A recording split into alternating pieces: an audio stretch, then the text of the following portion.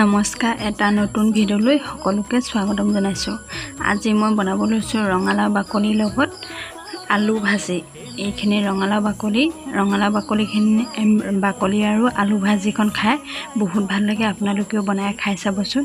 এয়া মই সৰু সৰুকৈ ৰঙালাও বাকলি আৰু আলুখিনি কাটি ল'লোঁ আৰু ইফালে কেৰাহীত তেল গৰম হ'বলৈ দিছিলোঁ। তেলখিনি গৰম হোৱাৰ পিছতে এই কুটি লোৱা ৰঙালাও বাকলি আৰু আলুখিনি মই দি দিলোঁ আৰু এইখিনি অকণমান ভাজি লোৱাৰ পিছতে ইয়াত জোখ অনুযায়ী নিমখ আৰু হালধি দি দিম। নিমখ হালধি দিয়াৰ পিছতে আকৌ অকণমান লৰাই ভাজি ল'ম। ঢাকন মাৰি ইয়াত লৰাই ভাজি লোৱাৰ পিছত ইয়াত মই এতিয়া কাটি লোৱা পিঁয়াজ এটা দি দিম। এই ৰঙালাও বাকলি ভাজিখন খাই বহুত ভাল লাগে আৰু ৰঙালাও বাকলিখিনি ভাজি থাকিলে ইমান ধুনীয়া এটা গোন্ধ আহে নহয়।